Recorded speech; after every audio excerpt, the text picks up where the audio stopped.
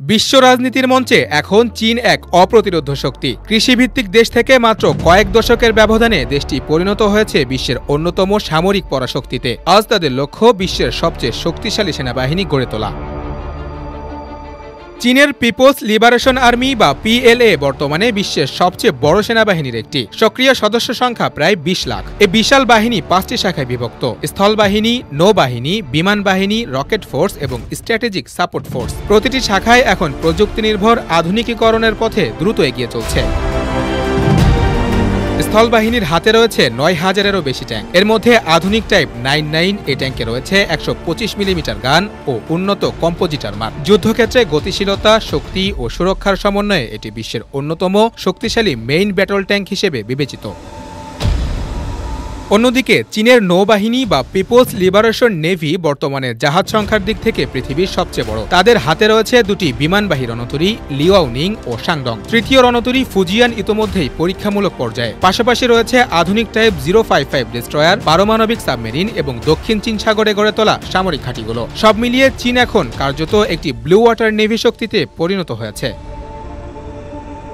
বিমান বাহিনীতে রয়েছে প্রায় 2000 যুদ্ধবিমান। স্টেলথ ফাইটার J-20কে অনেকেই আমেরিকান F-35 এর প্রতিদ্বন্দ্বী হিসেবে দেখেন। এছাড়া J-10C, রুশ তৈরি Su-35 এবং H-6K বোম্বার সবই পারমাণবিক ও ক্রুজ মিসাইল বহনে সক্ষম। ড্রোন প্রযুক্তিতেও চীন অগ্রগামী। উইংলং-2, CH-4 এবং WJ-8 হাইপারসনিক ড্রোন যুদ্ধক্ষেত্রে ইতোমধ্যে তাদের দক্ষতা প্রমাণ করেছে।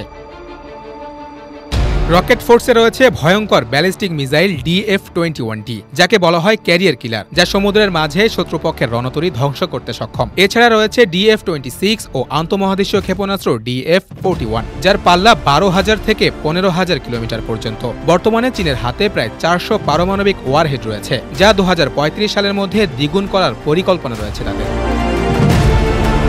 স্ট্র্যাটেজিক সাপোর্ট ফোর্স এখন সাইবার ও ইলেকট্রনিক যুদ্ধের পাশাপাশি মহাকাশ প্রযুক্তিতেও সক্রিয়। 2007 সালে চীন একটি স্যাটেলাইট ধ্বংস করে দেখিয়ে দিয়েছিল মহাকাশেও তাদের সামরিক সক্ষমতা ক্রমবর্ধমান। এই ইউনিটটি বর্তমানে কৃত্রিম বুদ্ধিমত্তা, কোয়ান্টাম কমিউনিকেশন ও সাইবার ডিফেন্সে বড় ভূমিকা পালন করছে।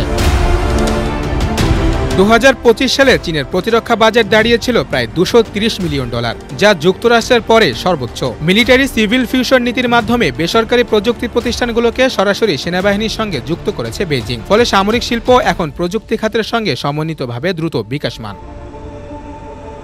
চীনের ঘোষিত লক্ষ্য 2049 সালের মধ্যে অর্থনৈতিক ও সামরিক উভয় ক্ষেত্রেই বিশ্বমানের শক্তি হয়ে ওঠা। এ লক্ষ্যে দেশটি কৌশলগতভাবে তাইওয়ান, দক্ষিণ চীন সাগর এমনকি ভারত সীমান্তেও প্রভাব বিস্তার করছে। তবে বিশেষজ্ঞদের মতে এই দ্রুত সামরিক সম্প্রসারণ যেমন চীনের আত্মবিশ্বাস বাড়াচ্ছে, তেমনি বাড়াচ্ছে সংঘাতের ঝুঁকি। দক্ষিণ চীন সাগর ও তাইওয়ান প্রণালীতে উত্তেজনা দিন দিন বাড়ছে, যা এশিয়া অঞ্চলের নিরাপত্তা ভারসাম্যে বড় প্রভাব ফেলতে পারে।